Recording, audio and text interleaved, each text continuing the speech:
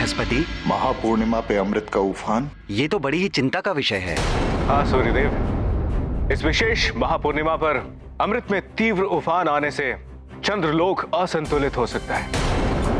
असुर ऐसे ही अवसरों पर अपनी दृष्टि गड़ाए रखते हैं।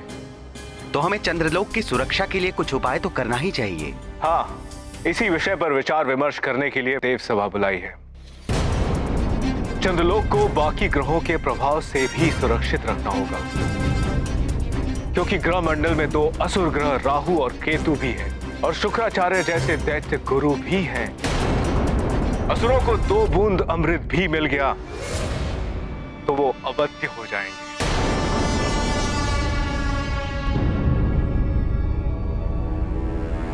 यही अवसर है रावण, चंद्रलोक के असंतुलन का लाभ तुम्हें और समस्त असुर कुल को ही लेना है। अमृत प्राप्ति ही तुम्हारा परम उद्देश्य होना चाहिए।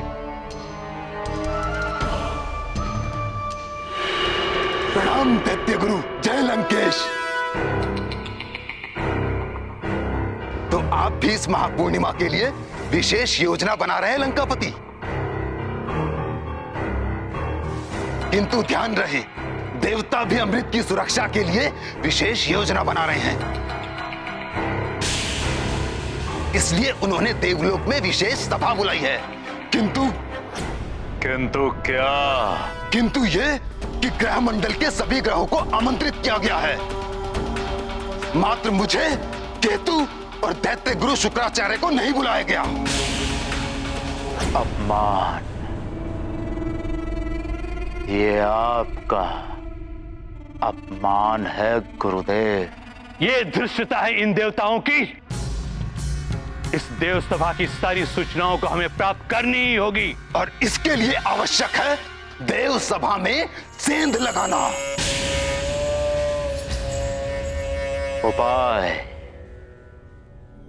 उपाय तो और भी है गुरुदेव।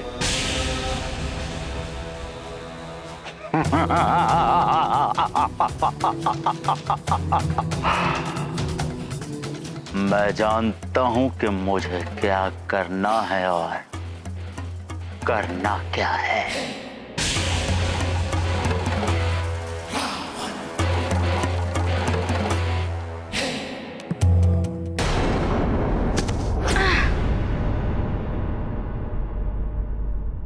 क्या लाए हो अपनी माँ के लिए? हमें भी तो बताओ। अभी नहीं, माँ के लिए है ना, माँ के पास जाकर बताऊंगा। अच्छा आप चलिए, आप चलते रहिए, मैं अभी आया। हाँ।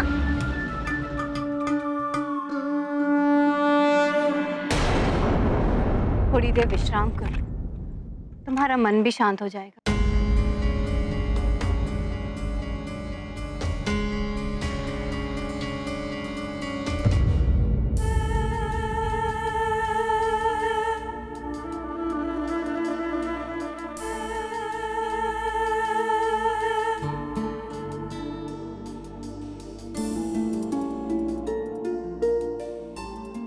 हनुमान,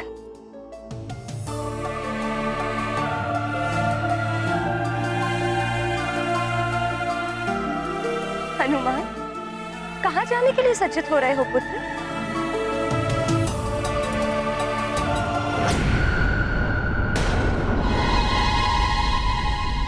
हनुमान, हनुमान, हनुमान। अंजना, हनुमान नहीं है यहाँ पे। हे प्रभु, कहीं अंजना विक्षिप्त हो जाए। हम का आसरा है प्रभु, न जाने हमारे सुखों पर किसकी क्रूर दृष्टि लगी।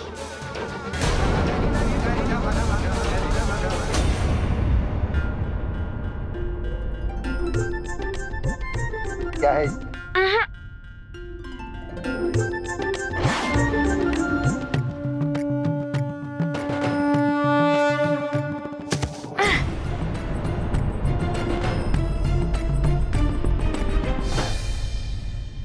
वेदराज जी, आपका ये झोला तो बड़ा ही अद्भुत है। कितना भी डालो भरता ही नहीं। बताओ तो सही, क्या है इसमें? ये तो आपको वहाँ जाकर ही ज्ञात होगा। वैसे अभी कितना समय लगेगा? पृथ्वी के मार्ग से चलेंगे तो कुछ दिन लगेंगे, और तुम्हारी भांति उड़ के जाएंगे तो शीघ्र पहुंच जाएंगे।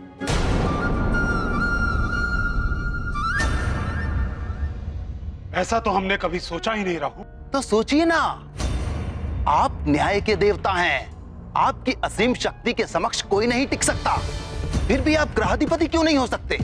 यहां तक कि अमृत की सुरक्षा का दायित्व भी आपको न देकर के चंद्रदेव को दे दिया गया। चंद्रदेव पे शनि की दशा आनी है, उन्हें चंद्र के खिलाफ उकसा के और मजा आएगा। मुझे तो ऐसा प्रतीत होता है कि ग्रहमंडल में तो क्या, कहीं भी कोई भी आपको महत्व नहीं देता। आपकी पत्नी ने तनिक सी उपेक्षा के कारण आपको श्राप दे दिया। आपके पिताश्री सूर्यदेव वो चाहते तो आपको आपकी पत्नी के दिए गए श्राप से मुक्त कर सकते थे, किंतु उन्होंने भी ऐसा नहीं किया। उसी श्राप के कारण आप अपने किसी भी प्रियजन को चाहते हुए भी सीधा नहीं देख सकते।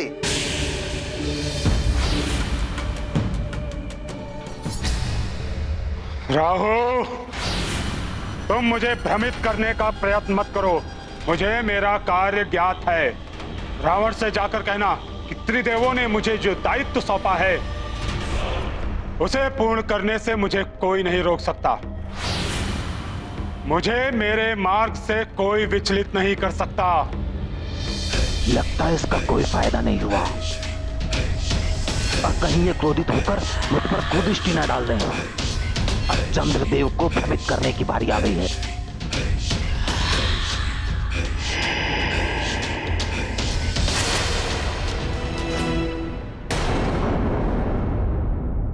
राहु, मुझे देवसभा के लिए विलंब हो रहा है। मेरे पास अभी तनिक भी समय नहीं है। मैं कहां आपका अधिक समय ले रहा हूं चंद्रदेव।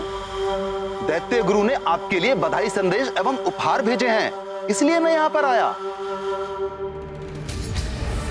इसके लिए दैत्य गुरु को धन्यवाद बोलना राहु। अभी मैं शीघ्र निकलता हूं। सभा तो आपके लिए ही बुलाई गई है चंद्रदेव, आपके लिए कुछ क्षण प्रतीक्षा कर लेंगे सभी देव। मेरे कारण कोई प्रतीक्षा करे तो ये अनुचित होगा राहु। सभा में समय पर पहुंचना चाहिए। जैसी आपकी इच्छा, मैं किसी अन्य दिन ये सब लेकर आता हूं। वरुण देव की बुद्धि इस राहु ने भ्रष्ट कर दी थी। यदि ये मुझसे रुष्ट हो गया तो कहीं मेरे साथ भी कुछ ऐसा ना कर बैठे। राहु सुनिए, लाइए, मैं आपका ये उपहार स्वीकार करता हूं।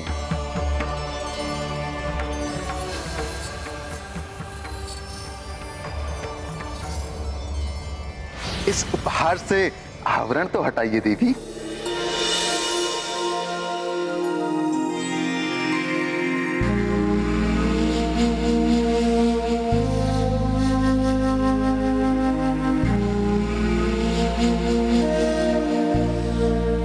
बहुत सुंदर आभूषण है।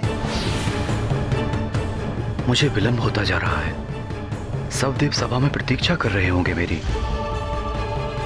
चंद्रदेव, तुम्हें विलंब कराना ही तो उद्देश्य था मेरा। अच्छा, तो एक उपाय करते हैं। जैसे सुमेरु से अयोध्या तक आप मुझे अपने कंधे पर बिठा ले गए थे, और अब अयोध्या से सुमेरु तक मैं आप दोनों को अपने कंधे पर बिठाकर वापस सुमेरु ले जाऊं। उसके लिए कंधे पे बैठने की क्या आवश्यकता है? हम स्वयं भी उठ सकते हैं। अच्छा, आप उड़ सकते हैं?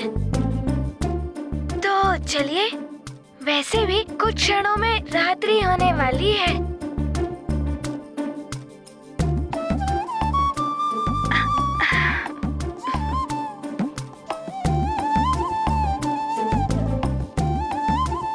चलिए।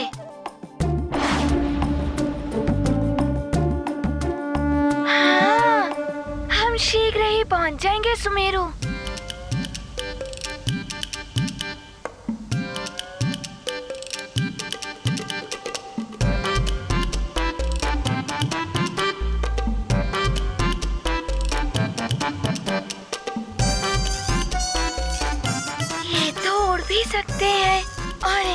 अद्भुत झोला।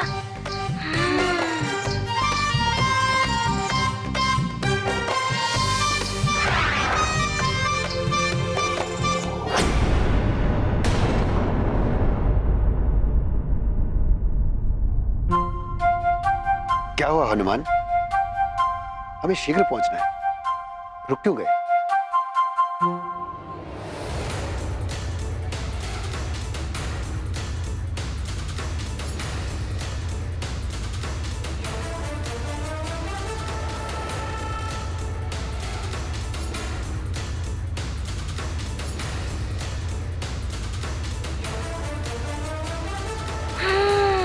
मैं समझ गया हूँ कि आप कौन हैं। कौन क्या? हम वैद्य हैं। देखिए, आप पर मिथ्या संभाषण शोभा नहीं देता और माँ कहती है कि मिथ्या संभाषण पाप होता है। हम मिथ्या नहीं बोलते। अच्छा, तो आप उड़ भी सकते हैं, कहीं भी जा सकते हैं, और आपका ये झोला, इसमें कितना भी डालो भरता ही नहीं है। चाहे इसमें पूरी सृष्टि समा जाए, जैसे भोले बाबा के चरणों में पूरी सृष्टि समा जाती है।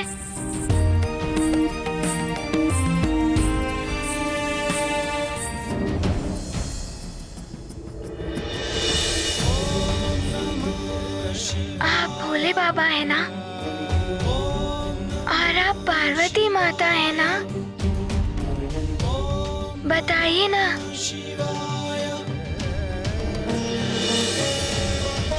प्रणाम माता।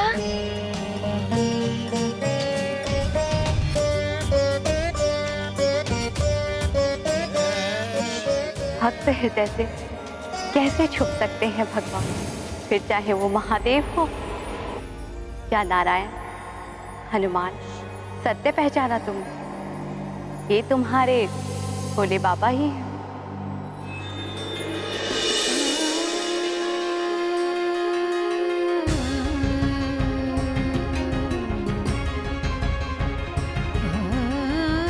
प्रणाम भोले बाबा। प्रणाम माता। और हनुमान, इन्होंने मिथ्या संभाषण नहीं किया था। ये जगत वैद्य हैं। इन्होंने तुम्हारा उपचार किया और तुम्हारे प्रभु राम का उपचार किया। हनुमान, तुम्हें जिस उद्देश्य के लिए ले जाया गया था वो पूर्ण हो गया है।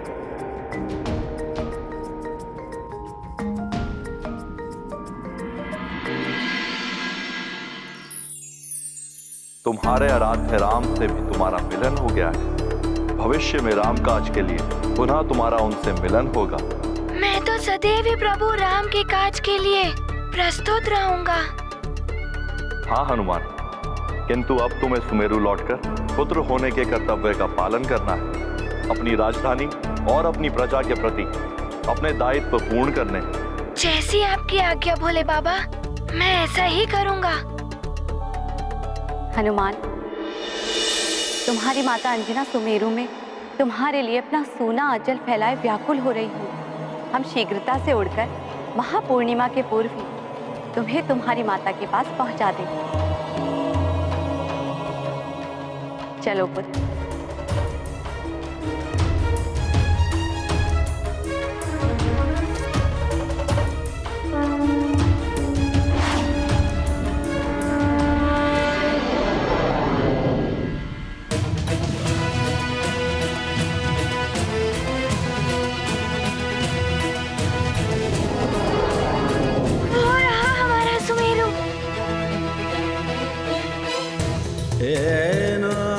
अब शीघ्र ही मेरी माँ से मिलन हो जाएगा मेरा।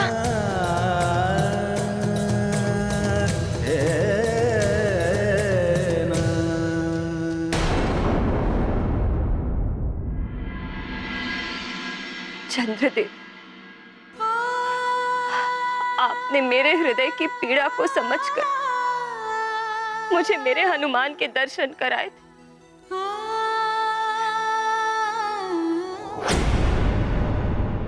हनुमान। हनुमान नहीं, मैं हूं पुत्री। संभालो स्वयं। अगर तुम्हें कुछ हो गया तो मैं महाराज केसरी को क्या बताऊंगी कि उनकी अनुपस्थिति में क्या हो गया अंजना को। कैसे समझाओ अपने आप को मां? हर क्षण मेरे हृदय को आभास होता कि मेरा हनुमान मेरे पास आ रहा, उसकी पुकार गूंजती है मेरे कानों में।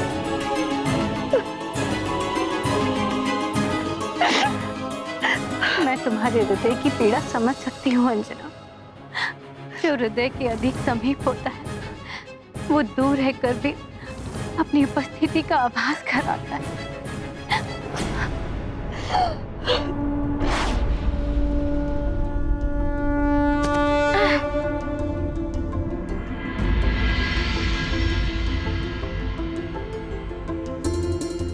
हम सुमेरु आ गए हैं देवी।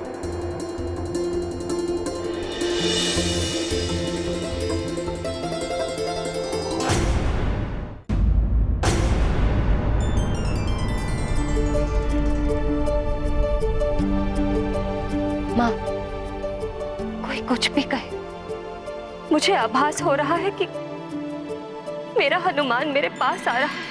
अंजना, महाराज केसरी पंपापुर के ज्योतिषियों के पास गए हुए हैं। वो अवश्य कोई ना कोई उपाय ले आएंगे हनुमान को वापस लाने के। महारानी जी, हो सकता है आपकी प्रार्थना से द्रवित होकर भगवान सोमेश्वर स्वयं ही कोई चमत्कार कर दे।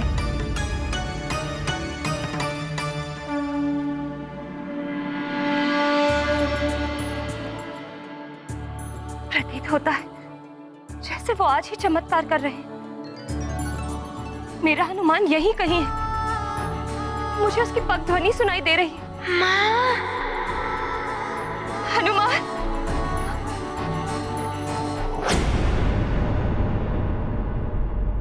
कहीं ये मेरा भ्रम तो नहीं?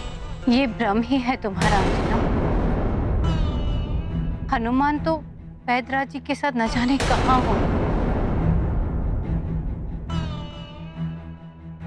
माँ कहाँ है?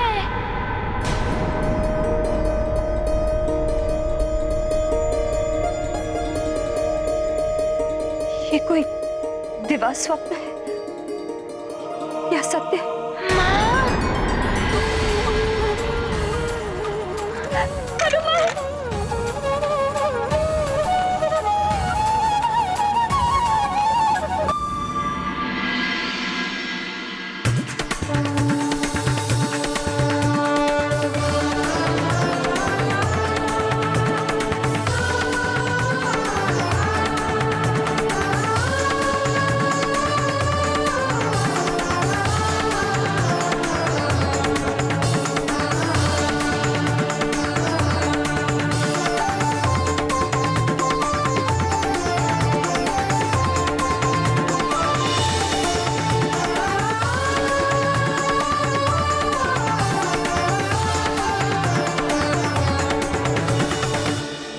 माता को मिल गए हनुमान, आंजनेय प्रिय शंकर सुवन।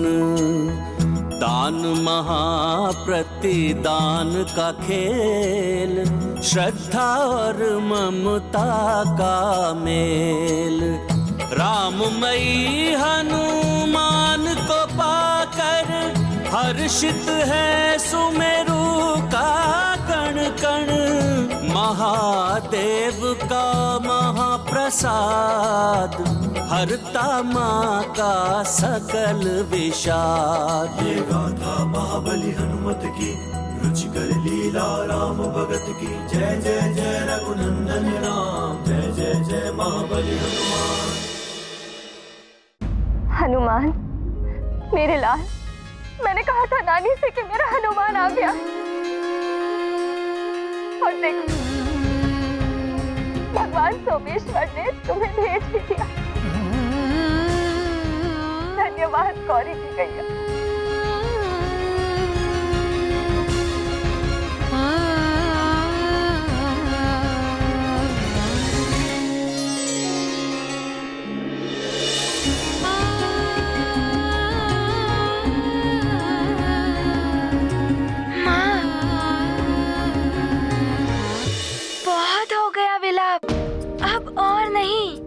नहीं तो मुझे भी रोना आ जाएगा।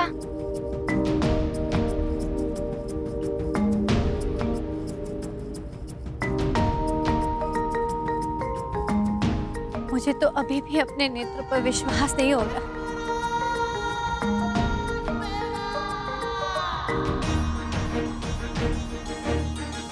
माँ, मैं आपके लिए ढेर सारे उपहार लाया हूँ। प्रणाम वैद्यराज जी। प्रणाम वैद्यराज।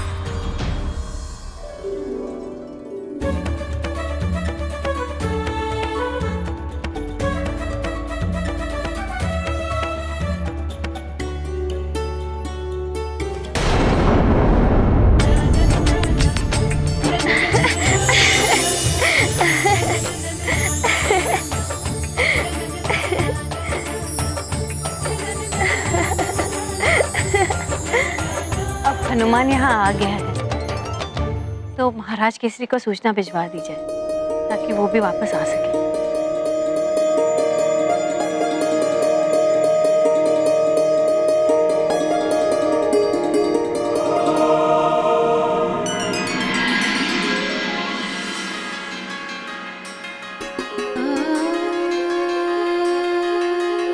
ये पुष्प बहुत सुंदर है पुत्र, किंतु मेरे जीवन उपवन सबसे सुंदर और सुगंधित पुष्प तुम हो हनुमान।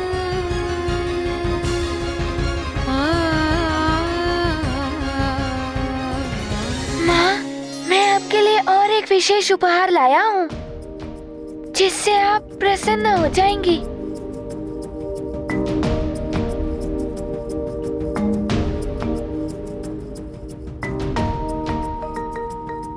माँ,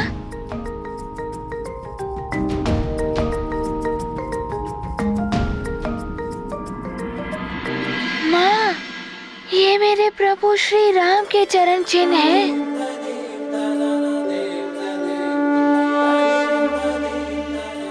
भले ही आप उनसे नहीं मिल पाई, किंतु मैं उनके चरण चिन्ह लाया हूँ।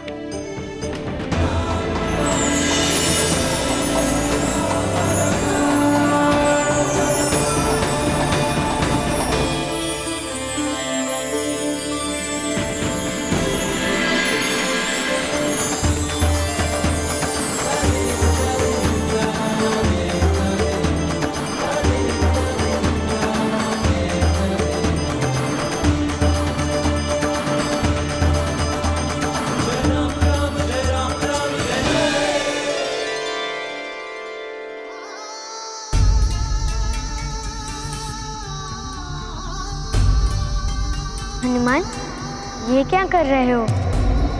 प्रभु, मैं आपके चरण चिन्ह ले रहा हूँ। आप इस पटिका पर खड़े हो जाइए और फिर आपके प्रतीक रूप में सदा मेरे पास रहेंगे।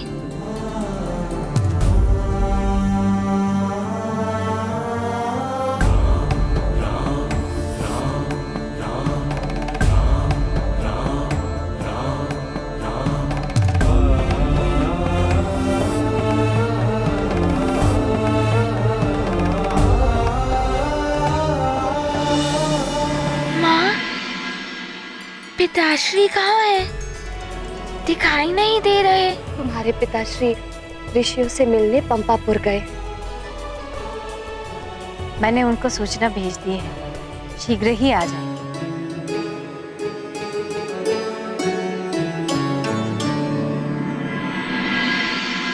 ये समय कठिन है, हमें एकता बनाए रखनी होगी,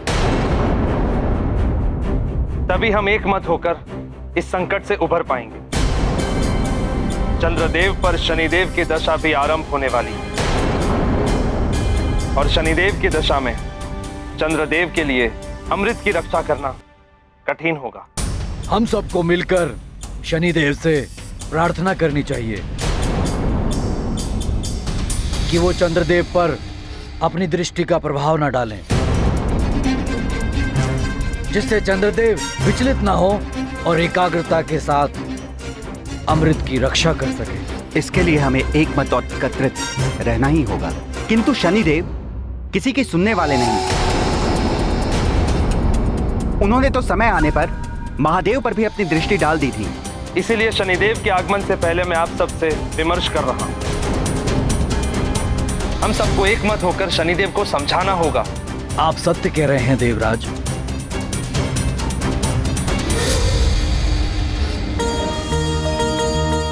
वैद्यराज जी, वैद्य रानी जी, आपका बहुत आभार है हम पर, जो आपने हनुमान को पूर्ववत सामान्य कर दिया। महारानी अंजना, इसीलिए तो हम हनुमान को अयोध्या ले गए थे। हनुमान को पूर्ववत करके आपने हम पर ही नहीं, समस्त सुमेरु पर बहुत बड़ा उपकार किया है। अब आप हमें अतिथि सत्कार का अवसर प्रदान कीजिए। हाँ वैद्यराज जी, वैद्य रानी जी, आपकी सेवा करके मुझे बहुत प्रसन्नता होगी। आपके सत्कार में कोई कमी नहीं रखूंगी मैं।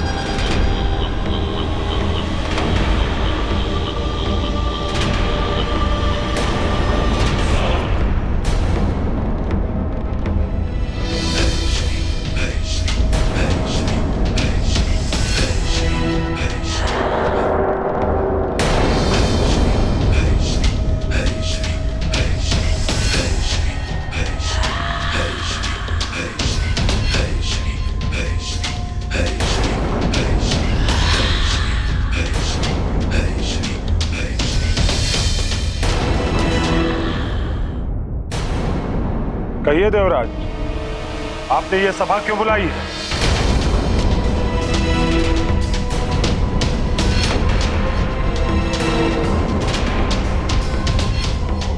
शनिदेव, आपको ज्ञात ही होगा कि महापूर्णिमा आने वाली है और उसी समय चंद्रदेव पर आपकी दशा भी आरंभ होने वाली है। ये तो मुझे भी ज्ञात। सत्य, आप तो त्रिकालदर्शी हैं। पुत्र, आप तो न्याय के देवता हैं। शनि देव तो सर्वश्रेष्ठ हैं। आप सब क्या चाहते हैं हमसे? शनिदेव, हम सब आपसे विनती करते हैं कि आप अपनी दृष्टि चंद्रदेव पर ना डालें, जिससे वो अपने पद से विचलित ना हो और अमृत की रक्षा भी हो सके। क्योंकि महापूर्णिमा की रात अमृत में उफान आने वाला है और अमृत की रक्षा का दायित्व चंद्रदेव के पास है। हाँ शनिदेव, इस संकट के समय हमें आपके सहयोग की अपेक्षा है। उचित है।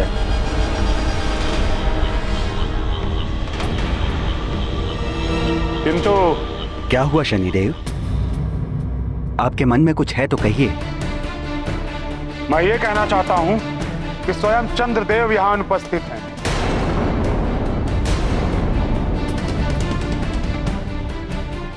जबकि सभी देवतागण यहां उपस्थित हो चुके हैं, किंतु चंद्रदेव का इस प्रकार विलंब करना अनुचित ही नहीं, अव्यवहारिक भी है। क्या इसी प्रकार करेंगे वो अमृत की सुरक्षा? कदाचित उन्हें अपने दायित्व की गंभीरता का ज्ञान नहीं है। दायित्वों की गंभीरता से मैं भली भांति परिचित हूं शनिदेव।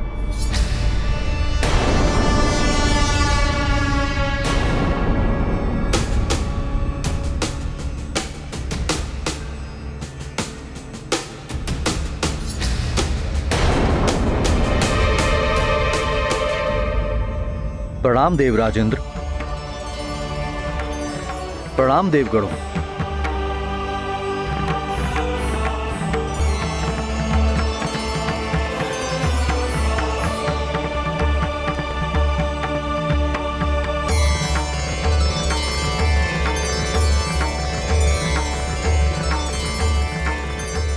शनिदेव, मेरे दायित्वों पर प्रश्न ना ही उठाएं तो ही उचित होगा। मैं सप्त ऋषि अत्रि का पुत्र, ब्रह्मांड के अधिष्ठाता, दक्ष का जमाता, उनकी 27 पुत्रियों का पति हूँ। मेरी श्रेष्ठता का प्रमाण यह है कि स्वयं महादेव ने मुझे अपने मस्तक पर धारण किया हुआ है और वे चंद्रशेखर कहलाए। मैं अपने सभी दायित्वों को स्वयं संभालने में सक्षम हूँ। चंद्रदेव, इस विशेष महापूर्णिमा के अवसर पर अमृत में अधिक उफान आने वाला है, जो चंद्रलोक सहित समस्त ग्रहों को प्रभावित कर सकता है। इसलिए आपकी सहायता है तो हम सभी यहाँ। देवराज, उचित ये होगा कि शनिदेव अपना दायित्व संभालें। मेरे उत्तरदायित्व मैं संभाल लूंगा।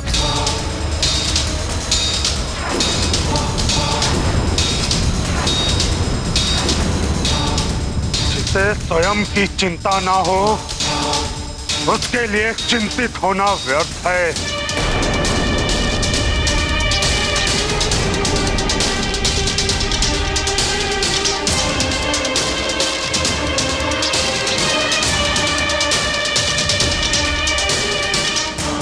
शनिदेव को तो क्रोध दिला दिया चंद्रदेव ने। कहीं शनिदेव ने पलटकर सीधे दृष्टि डाल दी चंद्रदेव पर तो अनर्थ हो जाएगा। देवराज, उचित ये होगा कि शनिदेव अपना दायित्व संभालें। मेरे उत्तरदायित्व मैं संभाल लूंगा। चंद्रदेव, अब तुम मुझसे नहीं बच सकते।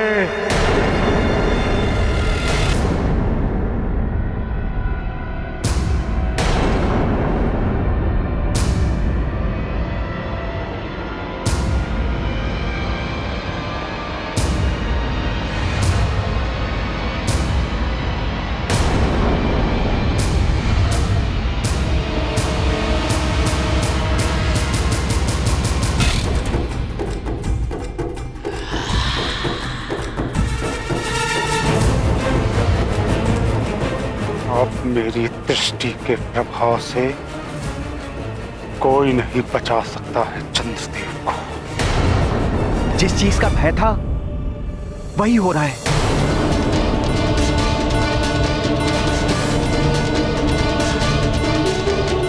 अभी तो शनिदेव ने चंद्रदेव पर आंशिक दृष्टि ही डाली है, किंतु अब पूर्ण डालकर ही शांत होंगे।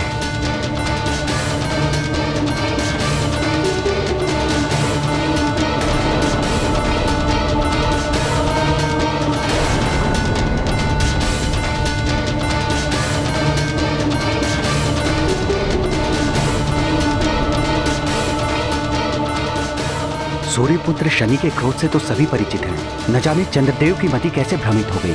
अब क्या होगा चंद्रलोक का, और क्या होगा वहां रखे हुए अमृत का।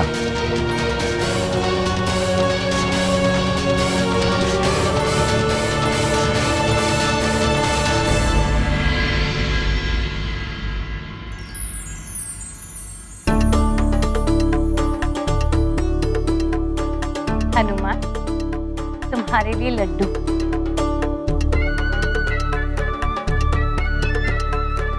अरे वाह, माँ के हाथ के बनाए लड्डू। और ये तुम्हारी प्रिय कबरी गाय का दूध।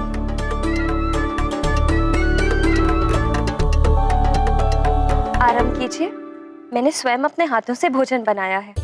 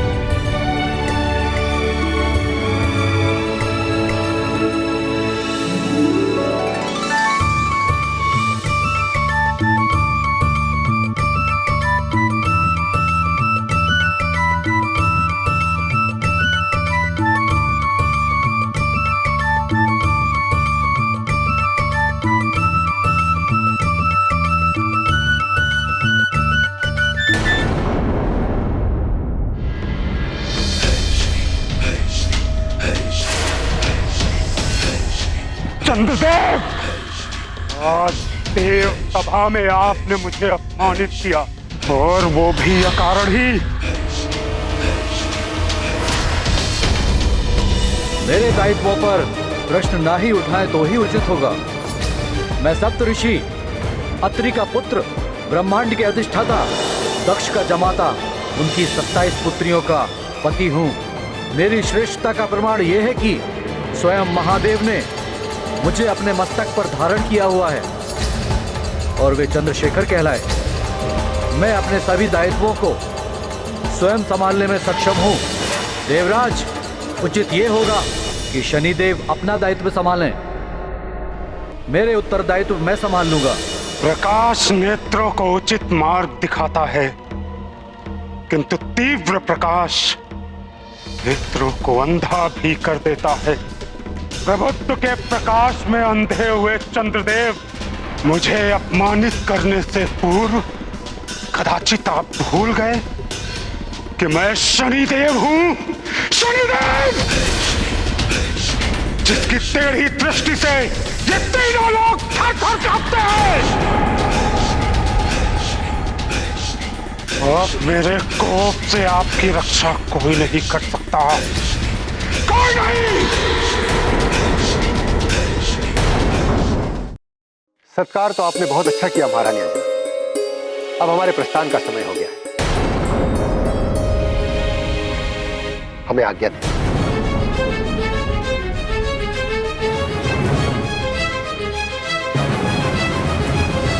वैद्यराज जी, आप मेरे हनुमान को यहाँ लेकर आए, हमसे मिलवाए,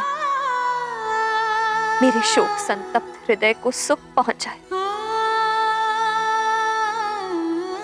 आपका बहुत बहुत आभार।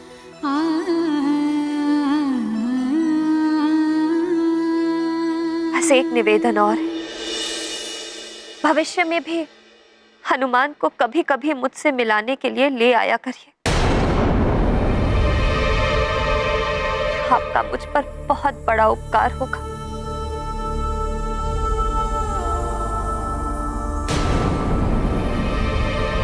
माँ, ये आप क्या कह रही हैं? क्या अब भी मुझे वैद्यराज जी के साथ जाना होगा?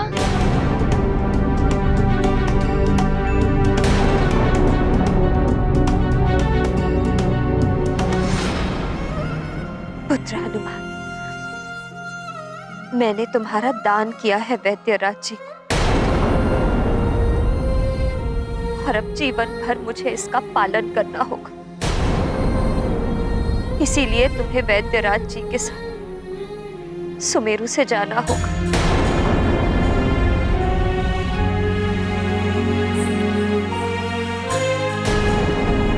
माँ, मैं आपको छोड़कर नहीं जाऊंगा।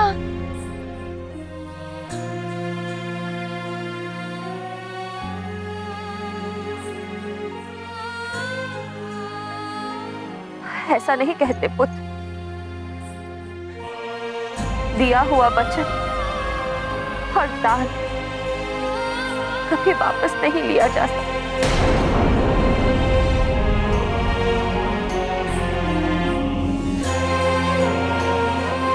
और मैं नहीं चाहती कि ऐसा करने से तुम्हें कोई हानि पहुंचे। माँ, आप अपने पुत्र को अपने से दूर क्यों करना चाहती हैं? हनुमान, तुम पर अब वैद्यराज जी का अधिकार है, मेरा नहीं।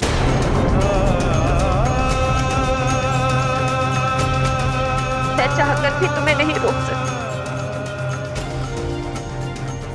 माँ, आप अपने से मुझे विलग कैसे कर सकती हैं?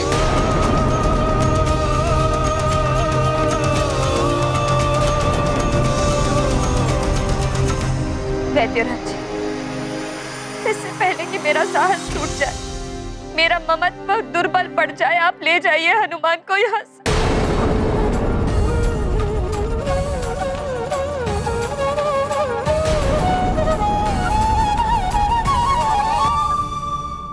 देवी अंजना, हमारे जाने से पूर्व आप भली भांति देखकर बताइए, आप संतुष्ट तो हैं? आपने जो मुझसे कहा था, क्या उसके अनुसार आपका पुत्र अब पूर्णतः सामान्य हो गया है ना? हाँ वैद्यराज।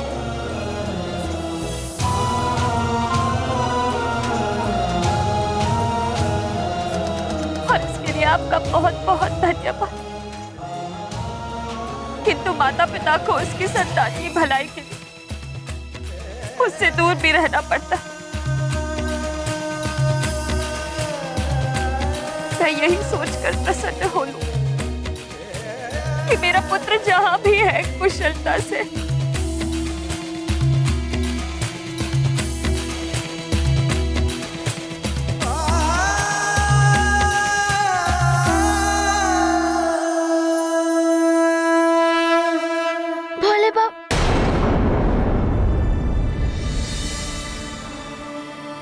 भोले भाले पुत्र को अपनी माँ से दूर किया जाए तो माँ दुखी होंगी ना?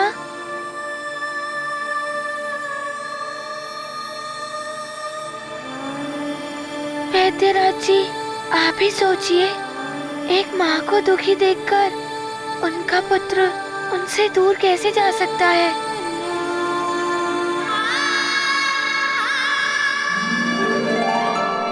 देवी अंजना, समय हमारे जाने का हुआ है, हनुमान के जाने का नहीं।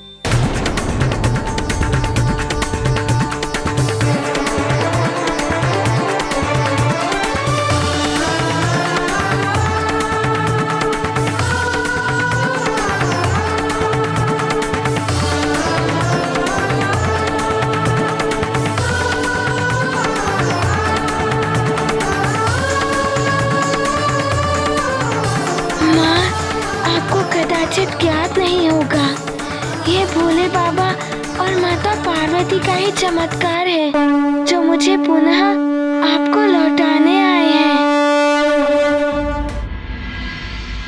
इससे पहले कि मेरा साहस टूट जाए, मेरा ममत्व दुर्बल पड़ जाए, आप ले जाइए हनुमान को यहाँ से।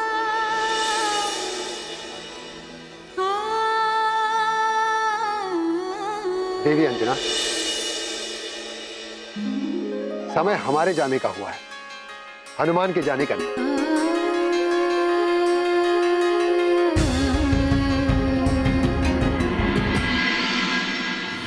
अब हनुमान अपनी मां के साथ रहेगा,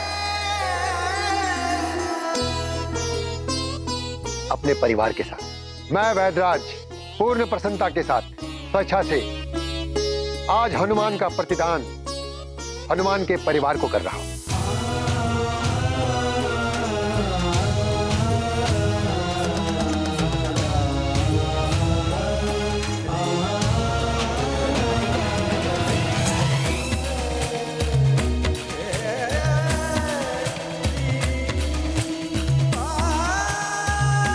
दान हो, क्रय हो या शुल्क, मां से उसकी संतान को कोई भी विलग नहीं कर सकता। और जो ऐसा करता है वो पाप का भागी होता है।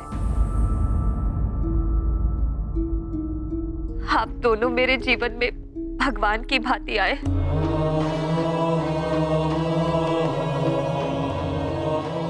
मेरे हनुमान की मनोदशा भी ठीक कर दी। हम सदैव आपके ऋणी रहेंगे। आपको शत शत नमन। आप दोनों को शत शत नमन। पुत्र,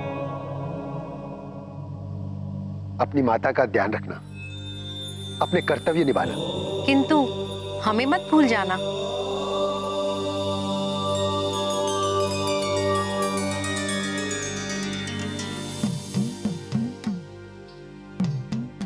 प्रणाम वैद्यराज जी।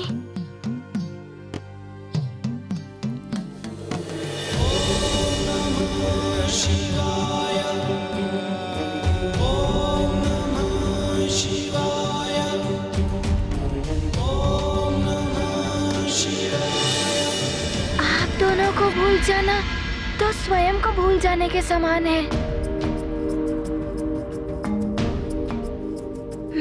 आपके घर आऊंगा आपकी सेवा करने। आपका पुत्र ही तो हूँ। आयुष्मान भव, कीर्तिमान भव।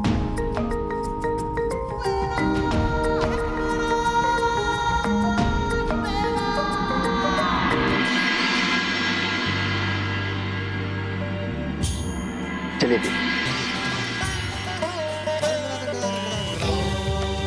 नमो शिवाय, नमो नमो, नमो नमो।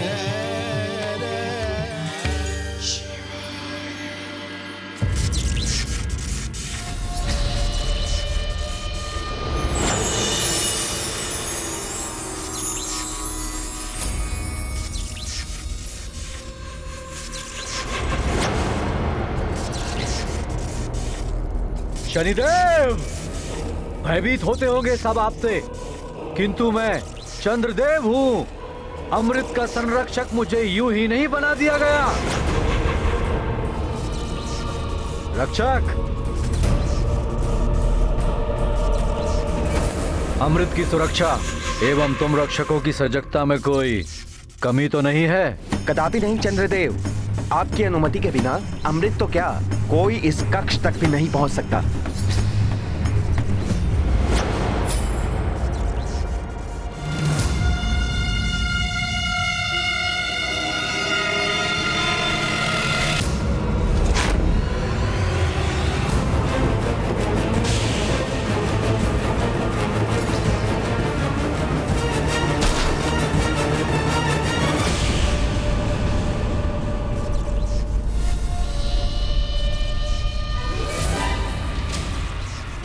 और यदि भूल से कोई प्रविष्ट हो भी जाए तो उसकी भी यही दशा होगी।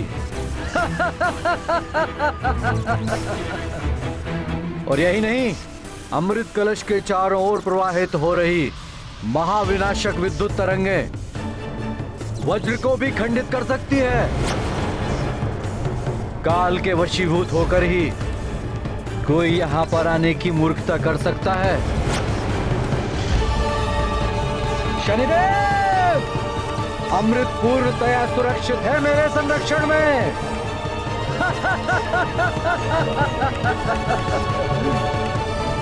स्वामी, आप यहाँ, और मैं आपको कहाँ ढूंढ रही थी। इस प्रकार तो आप इस कक्ष में कभी नहीं आते। हम कहीं भी कभी भी आ जा सकते हैं।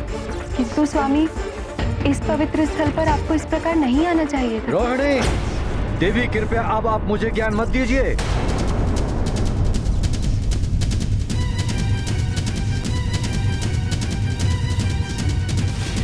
रुकिए स्वामी।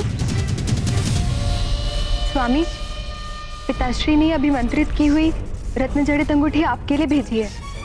यह आपको समस्त बुरे प्रभावों से रक्षित करेगी। भविष्य में आपकी ग्रह दशा पर पड़ने वाले शनिदेव के बुरे प्रभाव को भी ये नष्ट करेगी।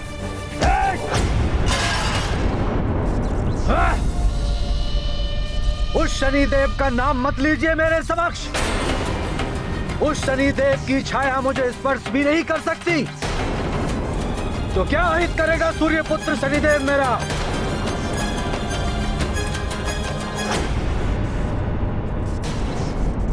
अब आप भी मुझे ज्ञान देने चली आई चित्रा।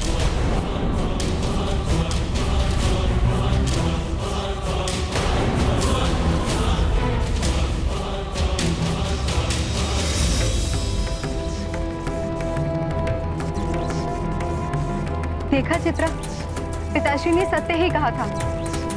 इन पर शनिदेव का प्रभाव है।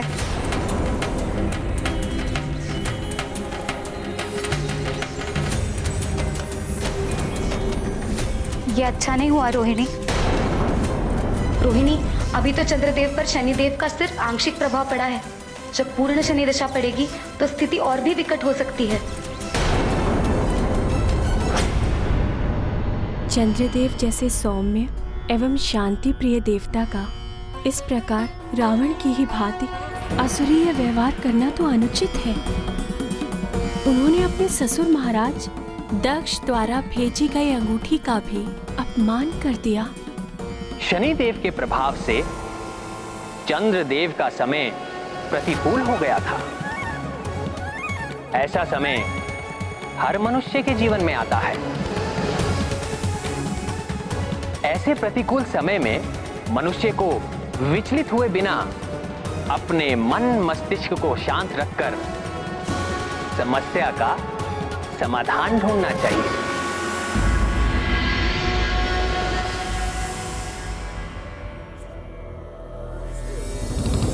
माँ,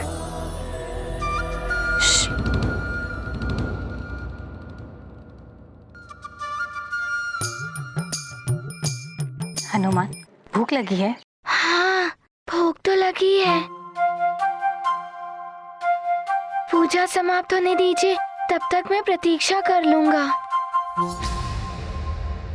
किंतु नानी, आप ये तो बताइए, माँ ये कौन सी पूजा कर रही हैं? तुम्हारी सुरक्षा, समृद्धि और सुख के लिए चंद्र दर्शन व्रत का संकल्प कर रही हैं।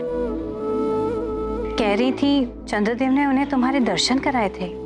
अच्छा, चंद्रदेव ने तो मुझे भी माँ के दर्शन दिए थे।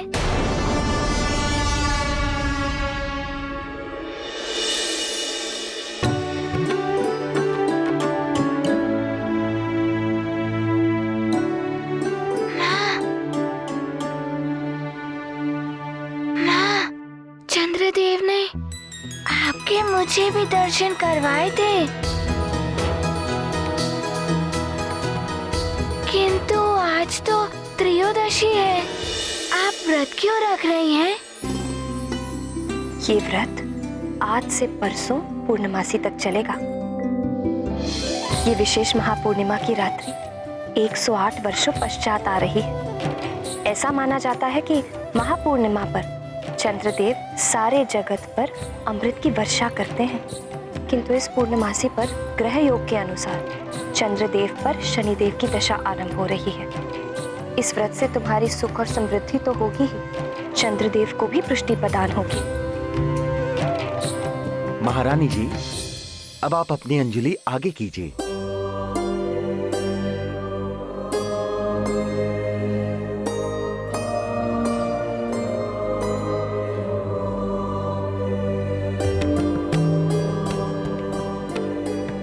अब आप चंद्र दर्शन व्रत का संकल्प लीजिए।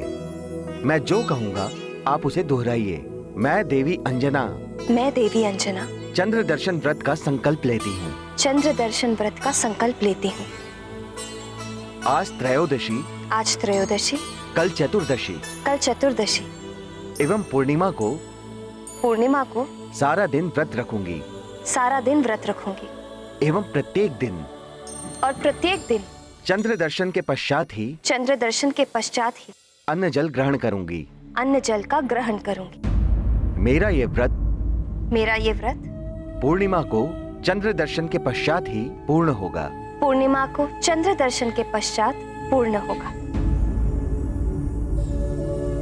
ओम चम चंद्राय नमः।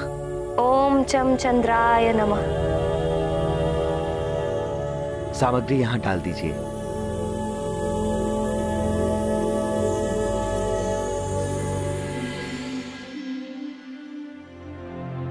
तुम माँ पूरे दिन ना ही कुछ खाएंगी ना ही जल पिएंगी।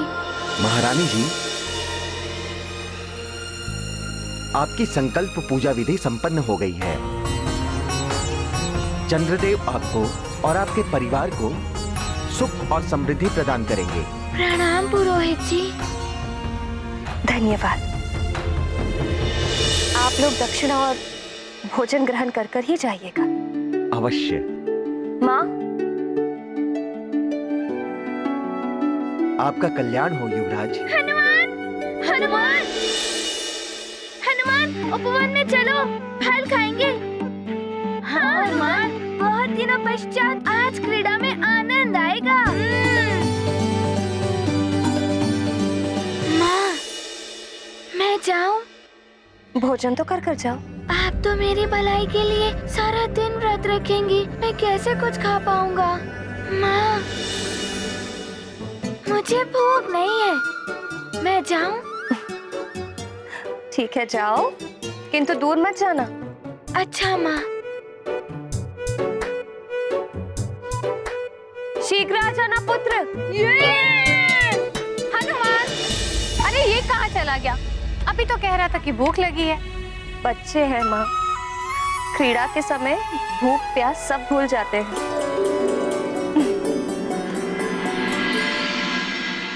नील, ये लो तुम्हारे लिए फल।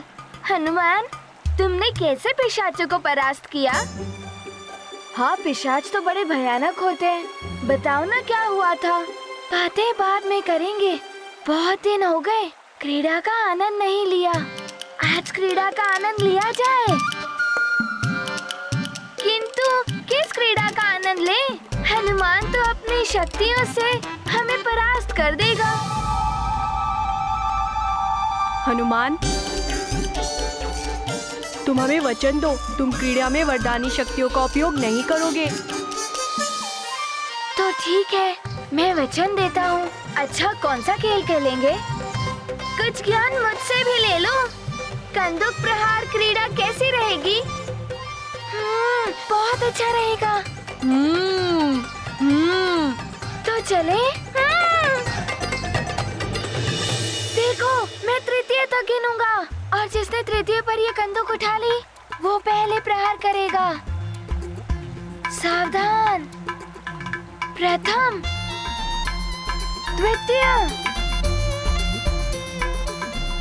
और तृतीय। मैं पकड़ूंगा, मैं पकड़ूंगा। हाँ, इधर देना। मैं लूंगा। रुको, तुमने कंदुक फिर से उठा ली? तुम वरदानी शक्ति का उपयोग कर रहे हो। नहीं, मैं तो दौड़ कर आया। तुम ही शीघ्रता से नहीं दौड़ रहे थे, तो मैं क्या करूं? अच्छा, तो तुम किसी और पर प्रहार करो तो मैं भी दौड़ सकूं। फिर देखते हैं ये कंदुक पहले तुम उठाते हो या मैं उठाता हूँ। अच्छा, तो ऐसा है। संभलो सुशेर।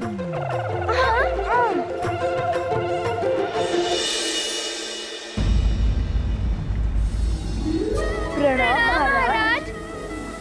पिताश्री। हनुमान पिताश्री। पुत्र। पिताश्री। पिताश्री। पुत्र हनुमान।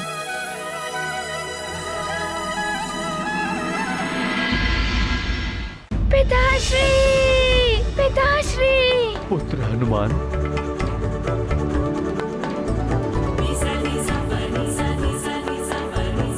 पुत्र हनुमान। पिताश्री।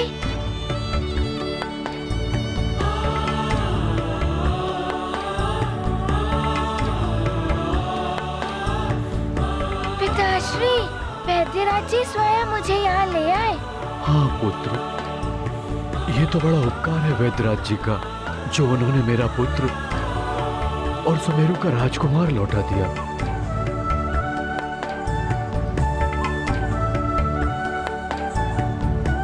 प्रणाम मंत्री जी। आप सबको भी प्रणाम। प्रणाम युवराज। प्रणाम माँ। प्रणाम महारानी जी। अंजना, क्या तुम्हें ज्ञात नहीं? ज्योतिष आचार्य जी ने गणना करते ही बता दिया था कि आपको आपका पुत्र राजभवन में ही मिलेगा। अतः मैं सीधा राजभवन चला आया। तब तो बड़े विद्वान होंगे ज्योतिष आचार्य जी। हाँ पुत्र। मंत्री जी। जी। युवराज हनुमान के आने पर भव्य उत्सव का आयोजन किया जाए। सभी गणमान्य नगरवासियों को आमंत्रित किया जाए। जो आज्ञा महाराज। पुत्र हनुमान, तुम ही बताओ किस प्रकार का उत्सव चाहते हो तुम? मित्र हनुमान, उत्सव महल के प्रांगण में हो, ढोल मंजीरे बजे। हाँ, सब विभिन्न रंगों के वस्त्र आभूषण धारण कर कर आए। अबीर गुलाल उड़े। थोड़ा ज्ञान मुझसे भी ले लो हनुमान। वहाँ बहुत सारा मिष्ठान हो, विभिन्न पकवान हो।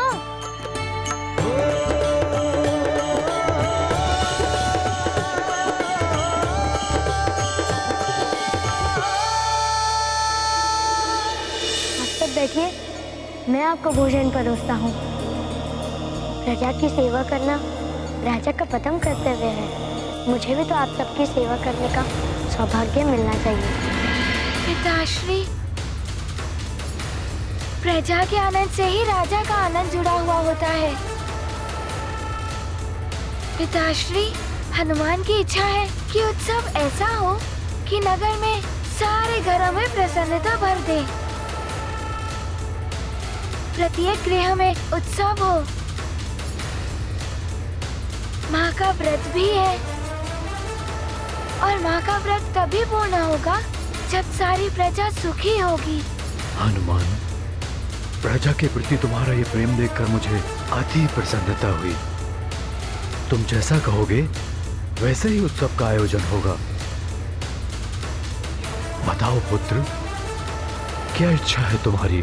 पिताश्री, सब का अर्थ ये नहीं कि एक दिवस के लिए सब आए। अच्छा भोजन किया, कुछ मनोरंजन हुआ और हो गया उत्सव। सच्चा उत्सव तो तब होगा जब आप प्रजा के लिए अन्न के भंडार खुलवा दें, उन्हें वस्त्र आभूषण आदि वितरित करें। पिताश्री, प्रजा की प्रसन्नता ही सबसे बड़ा उत्सव होगा। पुत्र, मैं एक नया हनुमान देख रही हूँ। तुम्हारी शिक्षा एवं तुम्हारी यात्रा ने तुम्हारे विचारों को परिपक्व बना दिया। मुझे गर्व है तुम पर।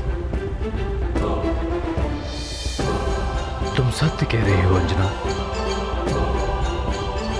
मुझे हनुमान के अंदर एक ऐसा भावी राजा दिखाई दे रहा है जिसके राज्य में प्रजा सदैव सुखी रहेगी।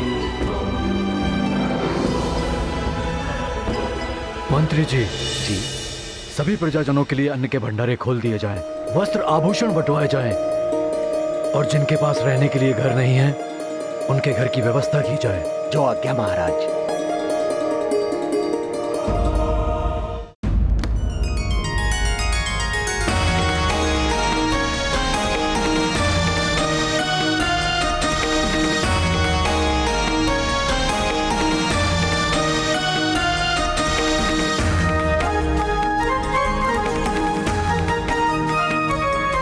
अनुचरों, ये अन्न वस्त्र आदि सुमेरु नगर के हर घर में वितरित किया जाए। जो निर्धन है या जिन्हें इसकी आवश्यकता है, हर घर में आनंद उत्सव होना चाहिए।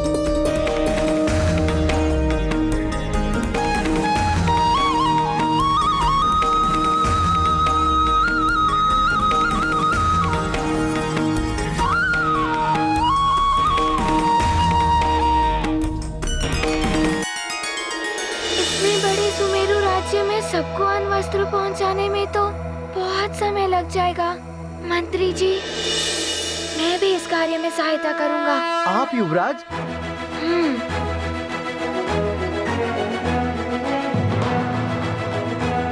माँ, मुझे दाल चाहिए। घर में है ही नहीं दाल, तो दूं कहाँ से? हनुमान जैसे युवराज पाके हम तो धन्य हो गए।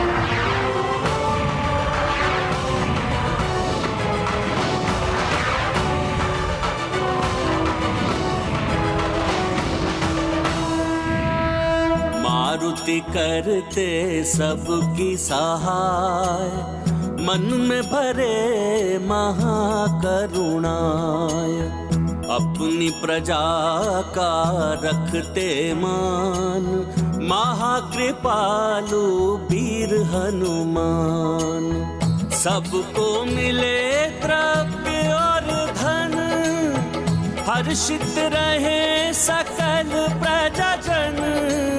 सुख दे दाता सुख के धाम, जय जय हनुमत बल के धाम। ये गाथा महाबली हनुमत की, रुचिकर लीला राम भगत की। जय जय जय रघुनंदन राम, जय जय जय महाबली।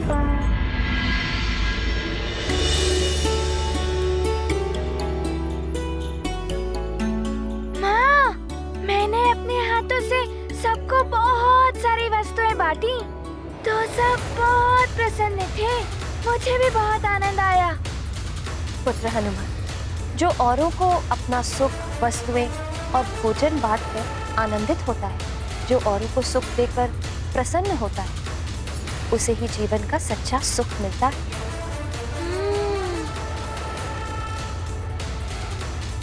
मेरे उधर ऐसे कुचल कुद मत करो। मुझे ज्ञात है हनुमान को भूख लगी है, किंतु माँ भी तो भूखी है। उनकी पूजा तो समाप्त होने दो। माँ, मैं भी आपके कार्य में हाथ बटाऊं?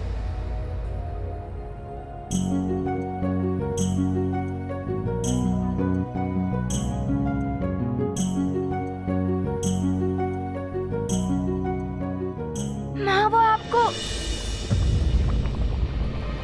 आपका व्रत कब पूरा होगा? बस चंद्रदेव के दर्शन हो जाए और व्रत पूर्ण। माँ, मैं अभी देखकर आता हूँ चंद्रदेव उदित हुए या नहीं।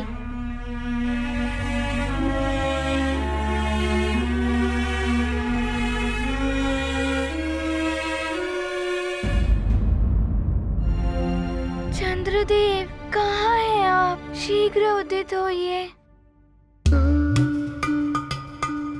ना जाने चंद्रदेव कब उदित होंगे। आज ही विलंब करना था उन्हें। उतावले मत हो पुत्र, चंद्रदेव तो अपने समय अनुसार ही उदित होंगे। माँ, मुझे तो प्रतीत हो रहा है कि आज चंद्रदेव अधिक विलंब कर रहे हैं।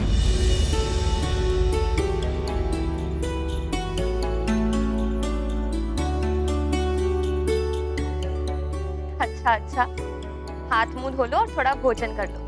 नहीं माँ, मुझे भी पूजा देखनी है और मैं स्वयं अपने हाथों से आपको जल पिलाऊंगा और लड्डू भी खिलाऊंगा।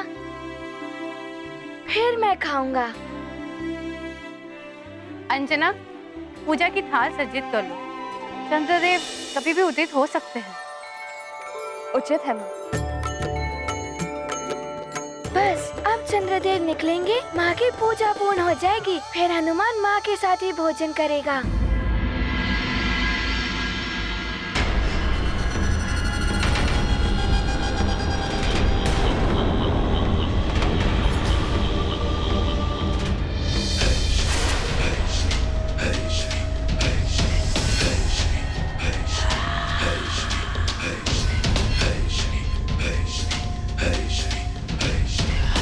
चंद्रदेव, बहुत अभिमान है आपको अपने प्रजापति दक्ष के जामाता होने पर। घमंड है महादेव के शीश पर विराजमान होने का। अब देखना कैसे मैं आपके घमंड को तोड़ता हूं। देव सभा में मैंने आप पर आंशिक रूप से दृष्टिपात किया, किंतु अब मैं आप पर पूर्ण रूप से दृष्टिपात करूंगा। ये लीजिए माँ, पूजा की थाल सज्जित हो गई। देख लीजिए, ठीक है ना?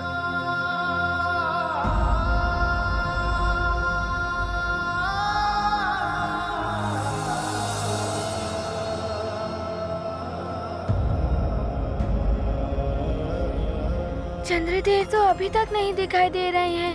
शीघ्र दर्शन दीजिए चंद्रदेव। कब तक मेरी माँ भूखी रहेंगी? चंद्रदेव, आज आपको ज्ञात हो जाएगा कि शनि की दृष्टि क्या होती है और दुर्दशा क्या होती है।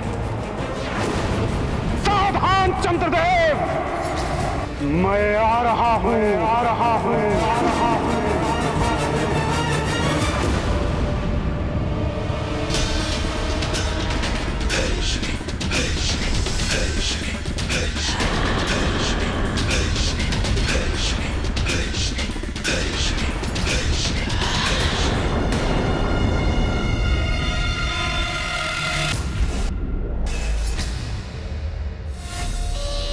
स्वामी, इस प्रकार निश्चिंत बैठने से कुछ नहीं होगा। शनिदेव के प्रकोप को रोकने के लिए कुछ तो कीजिए स्वामी। चित्रा, रोहिणी, मुझे किसी का भय नहीं है। भुजंगों के लिपटने से चंदन विषाक्त नहीं हो जाता। प्रणाम चंद्रदेव।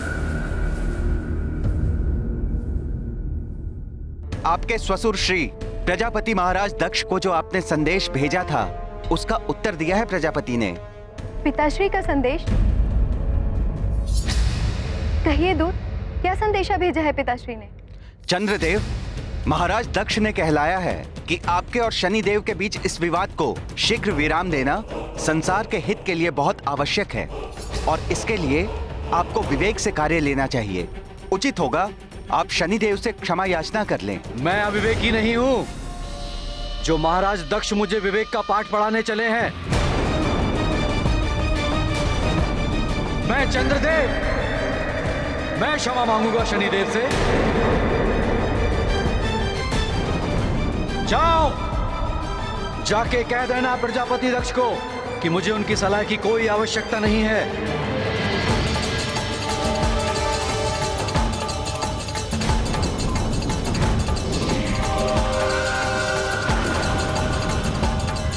स्वामी, शांति को धारण कीजिए। आपकी शीतलता ही संसार की समस्त औषधियों की ऊर्जा है। अपने मन को शीतल रखिए स्वामी। हाँ देव, महापूर्णिमा के दिन अमृत के उफान को नियंत्रित करने के लिए आपकी यही शीतलता आवश्यक है। अंजना, चंद्रदेव की शीतलता में वृद्धि करने के लिए पूजन करते समय रजत कलश से चंद्रदेव को रजत अर्घ से अर्घ देना चाहिए।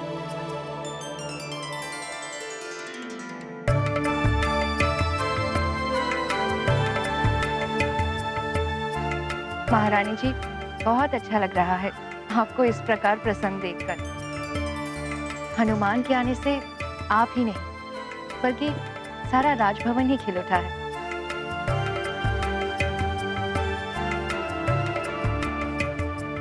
मार्जरिका, हमारा हनुमान है ही ऐसा पुष्प, जहां भी जाता है सुगंध बिखेर देता है।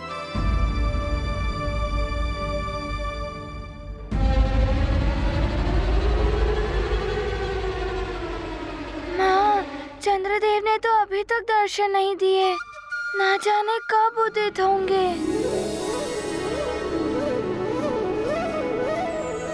नारायण नारायण।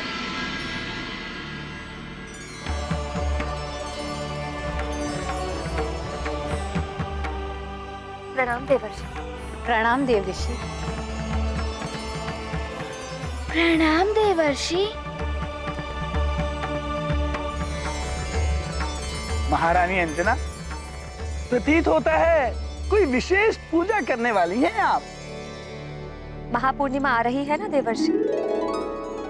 3 दिनों का चंद्र दर्शन व्रत रखा है हनुमान के लिए, उसकी कुशलता के लिए। महापूर्णिमा की रात्रि को चंद्र दर्शन के साथ ये व्रत संपूर्ण हो जाएगा। नारायण नारायण, ये आपने बहुत अच्छा किया देवी अंजना। इस बार की महापूर्णिमा विशेष पूर्णिमा है जो 108 वर्ष के पश्चात पड़ रही है। ये व्रत जो करेगा उसे उत्तम फल प्राप्त होगा। परंतु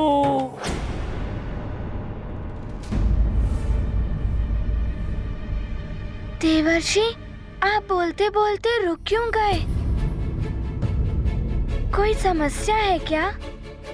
नारायण नारायण, समस्या तो नहीं है,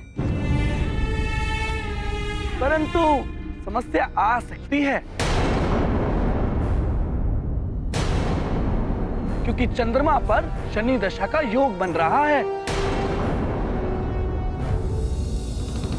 शनि देव की दृष्टि से ग्रसित होने वाले हैं चंद्रदेव। स्वामी, शनिदेव की दृष्टि के प्रकोप को कम करने के लिए ही पिताश्री चिंतित हैं। इसीलिए उन्होंने आपको ऐसा सुझाव दिया होगा। क्या उन्हें ये शोभा देता है रोहिणी कि उनका जमाता किसी से क्षमा मांगे? रोहिणी, मेरा कोई कुछ अहित नहीं कर सकता। शनि दशा बड़ी दुखदाई होती है स्वामी। बड़े बड़े देवता भी शनि दशा से पीड़ित हुए हैं। कितने ही राजा रंक बन गए शनिदेव की वक्र दृष्टि के प्रभाव से।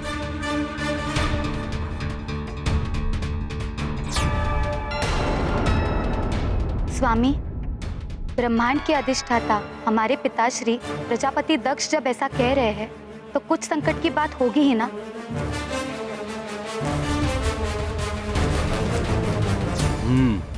यदि ऐसा है तो पहले मुझे अपनी दिव्य दृष्टि से देखना होगा कि शनिदेव हैं कहां और क्या कर रहे हैं वे।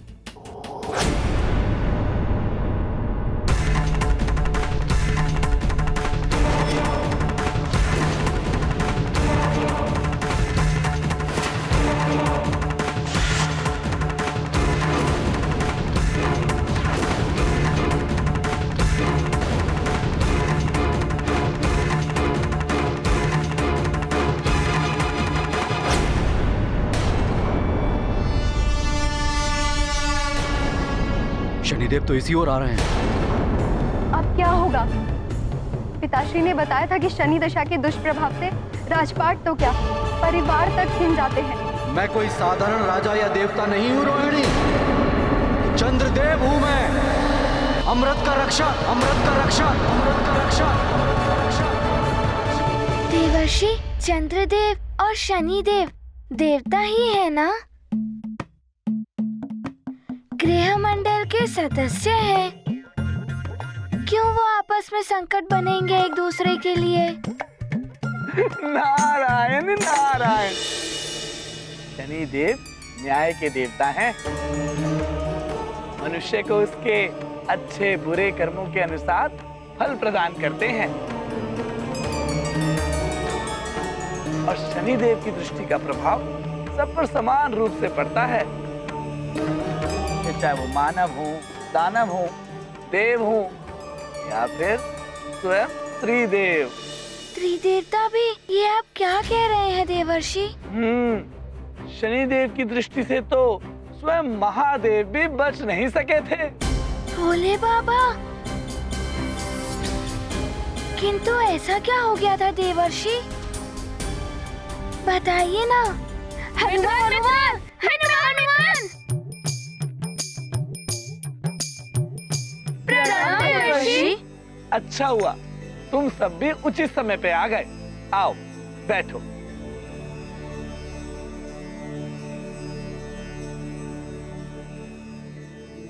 मित्रों, देवर्षि भोले बाबा और शनि देव की रोचक कथा सुनाने वाले हैं। अरे वाह, हम भी सुन लेंगे। सुनाइए देवर्षि। नारायण नारायण। अरे सुनाता हूँ। ठहरे रहो और ध्यान से सुनो। ये बहुत समय पूर्व की बात है। एक बार मुझे स्वयं शनिदेव ने बताया था कि उनकी शनि दशा देवादिदेव महादेव पर पड़ने वाली है, जो 6 प्रहर तक रहेगी और अगले दिन नियत समय पर आरंभ होने वाली है। मैं तो भयभीत हो उठा कि महादेव पर शनि दशा का प्रभाव पड़ गया तो बड़ा अनर्थ हो जाएगा। मैं भागा भागा महादेव के पास जा पहुंचा।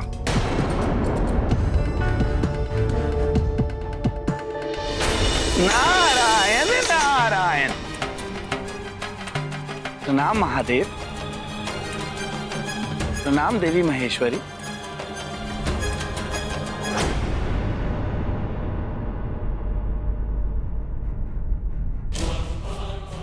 महादेव, अनर्थ होने वाला है। आप पर संकट है प्रभु।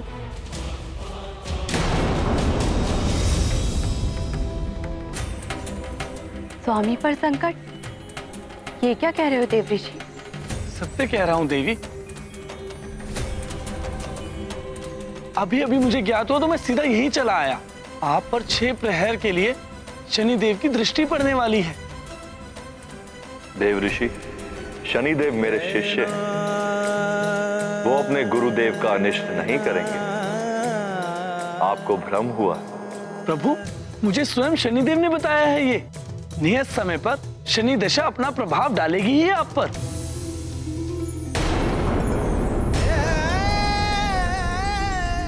देव ऋषि, शनिदेव मुझ पर दृष्टि तभी डाल सकेंगे जब उनकी दृष्टि मुझे ढूंढ पाएगी। अर्थात अज्ञातवास?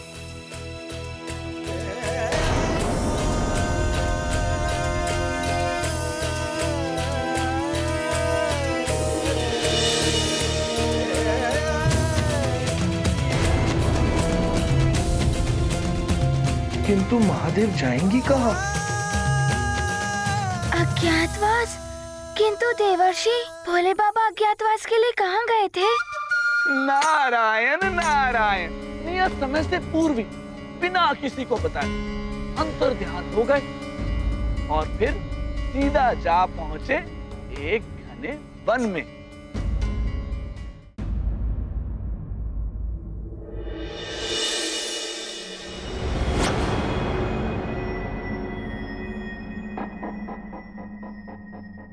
ये वन तो बहुत घना है, किंतु शनिदेव की दृष्टि यहां पर भी मुझ पर पड़ सकती है। मुझे कुछ और उपाय करना होगा।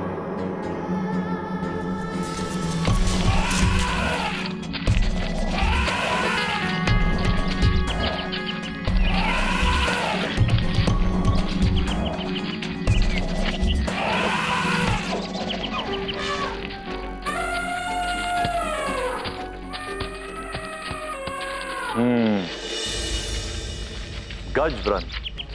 यदि मैं गज रूप धारण कर लूं तो शनिदेव मुझे नहीं पहचान पाएंगे।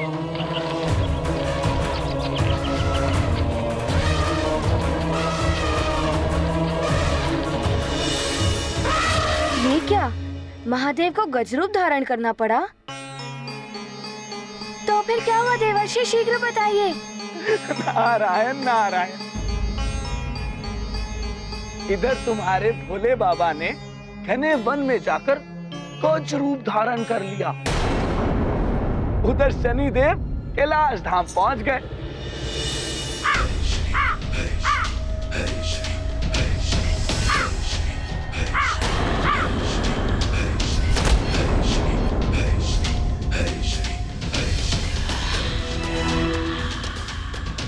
प्रणाम देवेश्वरी। प्रणाम शनिदेव, स्वागत है आपका कैलाश में। देवी, महादेव कहाँ हैं? कैलाश में कहीं दिख नहीं रहे। मुझे तो ज्ञात नहीं है उनके बारे में, वो बिना बताए ही कहीं चले गए हैं। अच्छा, कोई बात नहीं, मैं स्वयं उन्हें ढूंढ लूंगा। मुझे आज्ञा दें आप। प्रणाम।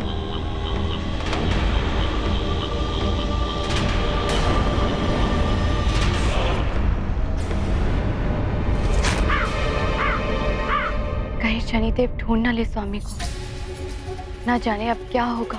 अच्छा, तो माता पार्वती को भी ज्ञात नहीं था कि भोले बाबा ने गजरूप धारण कर लिया। किंतु गजरूप धारण करने के पश्चात क्या किया था महादेव ने?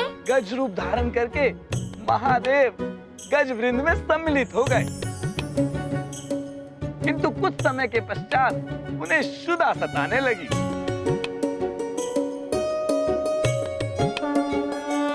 शनि प्रकोप का नहीं निदान, गज स्वरूप हुए शिव भगवान।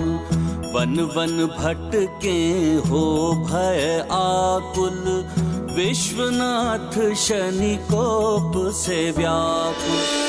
गजरूप रखा तो अब क्षुधा भी लग गई, अब क्या करूं मैं? क्या करूं? क्षुधा तो बढ़ती ही जा रही है।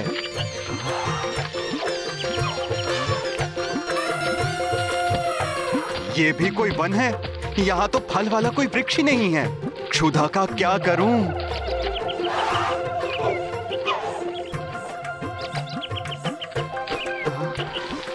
ये सभी गज तो घास खा रहे हैं।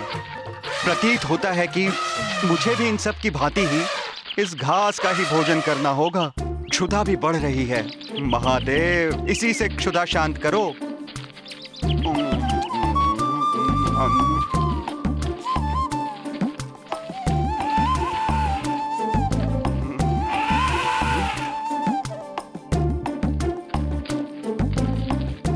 शनिदेव की दृष्टि से बचने के लिए तो घास खाना भी स्वीकार है मुझे। वाह रे शनिदेव, अपने गुरु को भी विवश कर दिया घास खाने को। अरे अरे, भोले बाबा को घास भी खानी पड़ गई। अब तो रुकना कठिन है देवर्षि, शीघ्र बताइए क्या हुआ। क्या शनिदेव भोले बाबा को ढूंढ पाए? नारायण नारायण, बताता हूँ, सुनो। उन्हें तो भय सता रहा था कि कहीं शनिदेव वहां आ गए और उन्हें इस रूप में भी पहचान लिया तो क्या होगा। नारायण नारायण।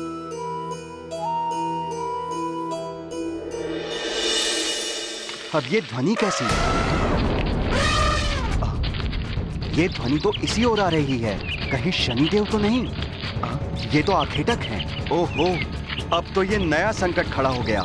ये आखेटक तो इसी ओर आ रहे हैं।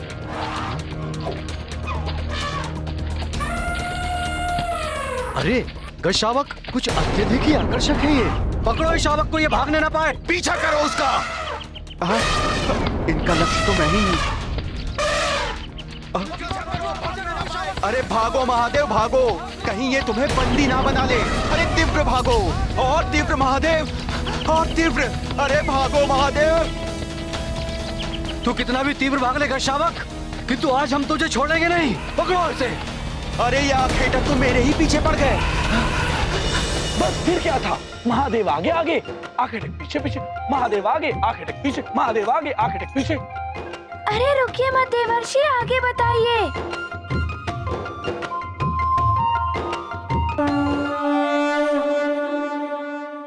राम भक्त महाबली हनुमान को जानना हो तो चैनल को सब्सक्राइब करें और बेल आइकॉन दबाना न भूलें।